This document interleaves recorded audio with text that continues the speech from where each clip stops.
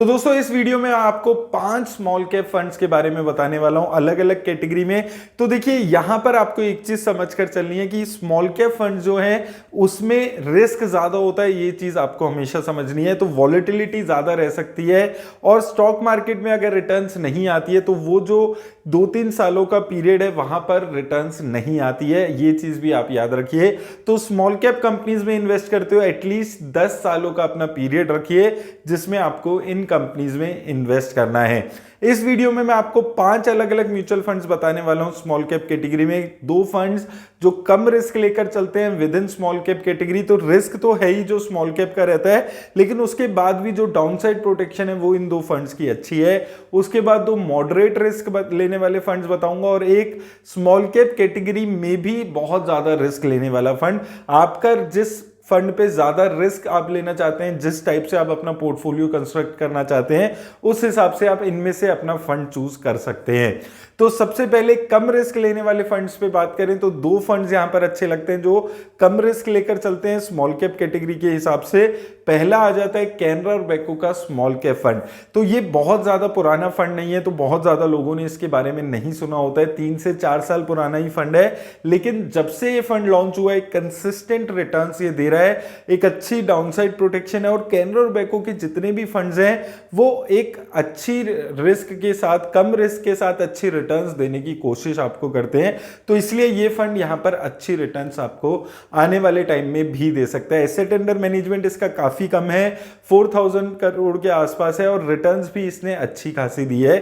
और साथ में इसका जो एसेट अंडर मैनेजमेंट के साथ साथ एक्सपेंस रेशियो भी काफी कम है। दूसरा फंड जो कम रिस्क लेने वाली कैटेगरी में आता है वो है एक्सिस स्मॉल कैप फंड। हालांकि इसका जो एसेट अंडर मैनेजमेंट है वो 11,000 करोड़ से ज्यादा का हो चुका है, एक्सपेंस रेशियो कम है, लेकिन डाउनसाइड प्रोटेक्शन अभी भी अच्छी है। इतनी खराब रिटर्न्स देने वाले दौर में जब स्मॉल कैप कंपनीज अच्छा नहीं कर रही है तब भी इस फंड ने 1 साल में 1% के आसपास के रिटर्न है। तो रिटर्न्स वैसे आपको अच्छी नहीं लगेगी, लेकिन डाउनसाइड इसने प्रोटेक्ट किया है। जहां पर बहुत सारे जो स्मॉल कैप फंड्स हैं वो नेगेटिव 10% तक गिरे हैं, ये फंड कंसिस्टेंट बना हुआ यहां पर नजर आता है। अब इस फंड के साथ जो एक रीसेंट चेंज हुआ है जो काफी सारे इन्वेस्टर्स को कंसर्न कर रहा है कि इनके जो फंड मैनेजर है वो चेंज हो चुके हैं, लेकिन जो नए फंड मैनेजर हैं वो काफी एक्सपीरियंस फंड मैनेजर हैं, वो काफी अच्छी बात है। तो अभी ये फंड मुझे लगता है ये साल भी एक अच्छी परफॉर्मेंस दिखा सकता है अगर बहुत ज्यादा कोई मेजर चेंजेस इस फंड में नहीं किए जाते हैं। हिस्टोरिकली भी बहुत अच्छे रिटर्न्स ये फंड दे रहा है। रिसेंटली 1 साल की परफॉर्मेंस हमने ऑलरेडी यहां पर बात कर ली है। तो अगर आप कम रिस्क लेने वाले इन्वेस्टर हैं तो ये दोनों में से किसी फंड में इन्वेस्ट कर सकते हैं स्मॉल कैप में। देखिए यहां पर फिर से रिपीट कर रहा हूं कि जो स्मॉल कैप कैटेगरी में वेरी हाई रिस्क है वो सारे ही फंड्स में है, लेकिन with in small cap category funds कितनी हिसाब से रिस्क ले रहे हैं उस पर हम यहां पर बात कर रहे हैं। 2 मॉडरेट रिस्क लेने वाले फंड्स पे बात की जाए तो सबसे पहले नाम आता है एसबीआई स्मॉल कैप फंड का। इस फंड ने सबसे अच्छी रिटर्न्स देने वाले कुछ फंड्स में से है जो पिछले 10 सालों में 25% से भी ज्यादा रिटर्न्स दे रहा है। अब यहां पर प्रॉब्लम क्या आती है कि इस फंड का भी एसेट अंडर मैनेजमेंट थोड़ा ज्यादा हो चुका है। तो स्मॉल कैप फंड में ये थोड़ी प्रॉब्लम आ सकती है कि जब ये फंड बड़े होते हैं, एसेट अंडर मैनेजमेंट ज्यादा होता है तो शायद परफॉर्मेंस खराब हो सकती है।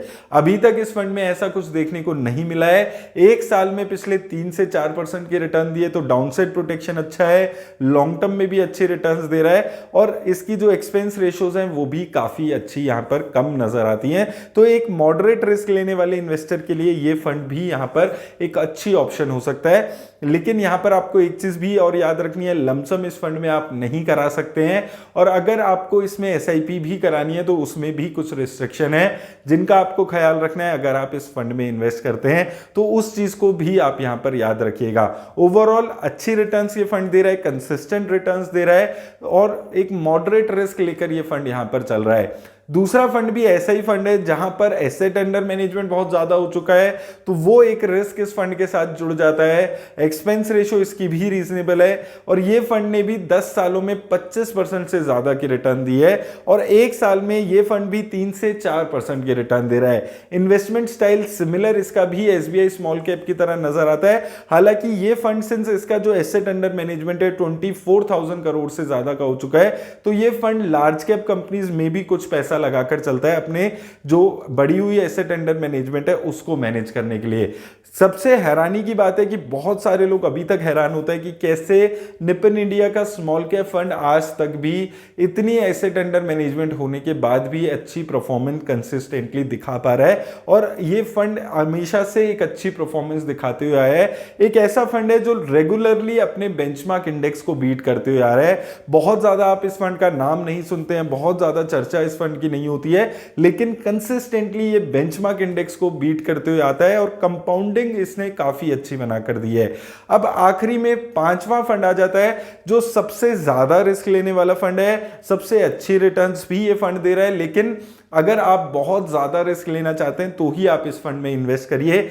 मैं बात कर रहा हूं कौन स्मॉल कैप फंड की। 1 साल की भी रिटर्न्स इसकी ठीक है, 5 साल में सबसे अच्छी रिटर्न्स देने वाला ये फंड चल रहा है, तो ये फंड बहुत ज्यादा रिस्क लेकर चलता है। अब ये स्मॉल कैप कैटेगरी का फंड है, लेकिन ये माइक्रो कैप कंपनीज को काफी ज्यादा अपने पोर्टफोलियो में ऐड करता है।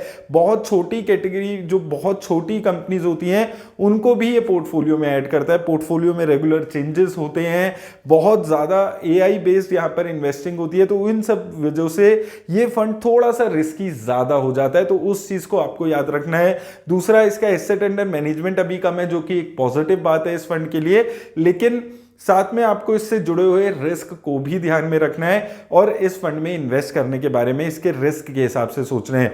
तो दोस्तों, ये कुछ 5 फंड्स हैं जो अच्छा परफॉर्म कर रहे हैं। डिटेल में बात नहीं कर रहा हूं इन फंड्स के बारे में, सेपरेट वीडियो अगर आप बोलेंगे किसी भी फंड पे तो हम वहां पर डिटेल में डिस्कशन कर लेंगे।